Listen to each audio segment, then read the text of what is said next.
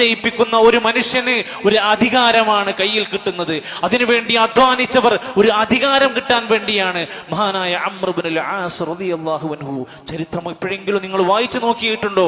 നോക്കൂ നിങ്ങൾ, നബി സല്ലല്ലാഹു അലൈഹി വസല്ലമയെ മക്കയിൽ വെച്ചുകൊണ്ട് ഉപദ്രവിച്ച വ്യക്തിയായിരുന്നു. നന്നായി ഉപദ്രവിച്ചിട്ടുണ്ട്. അവിടുന്ന് കരഞ്ഞുകൊണ്ട് നബി തങ്ങളോട് പറഞ്ഞു, നബിയെ, നിങ്ങൾ എനിക്ക് പുറത്തു തന്ന്, നിങ്ങൾ മാപ്പ് തന്ന്, നിങ്ങൾ എന്നെ ഇഷ്ടപ്പെടാതെ ഞാൻ ഇവിടുന്ന് നിങ്ങൾക്ക് ആൾ മുസ്ലിമാകാൻ റെഡിയാണ്, പക്ഷെ ഞാൻ നിങ്ങളോട് ചെയ്തതിനെല്ലാം നിങ്ങൾ എനിക്ക് പുറത്തു തരുമെങ്കിൽ. നബി തങ്ങൾ പറഞ്ഞു, ഇല്ല അംറേ, ഞാൻ അതൊക്കെ വിട്ടു.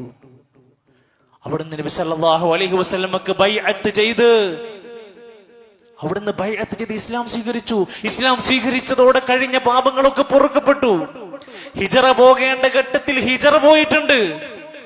പക്ഷേ അംർ ഇബ്നുൽ ആസ് റളിയല്ലാഹു അൻഹു മരണാസന്നനായി കിടക്കുമ്പോൾ മകൻ വന്നിട്ട് വാപ്പാനോടൊരു ചോദ്യമുണ്ട്, വാപ്പാ, എന്താ നിങ്ങൾ കരയുന്നത്?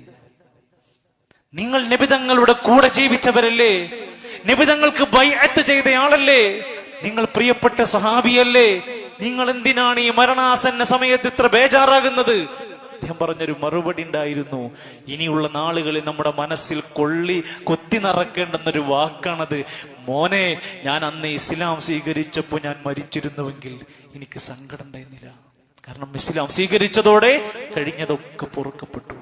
മോനെ, ഹിജറ പോയപ്പോൾ ഞാൻ മരിച്ചിരുന്നുവെങ്കിൽ ഞാൻ ഇങ്ങനെ കരയൂലായിരുന്നു. ഹിജറക്ക് മുമ്പുള്ളതെല്ലാം പൊറുക്കപ്പെടും. പക്ഷേ ഞാൻ ഹിജറക്ക് ശേഷം പ്രവാചകൻ എന്റെ കഴിവ് കണ്ടപ്പോ, എന്റെ നല്ല അധ്വാനശീലം കണ്ടപ്പോ, സമൂഹത്തിനെ നയിക്കാനുള്ള ശേഷി കണ്ടപ്പോ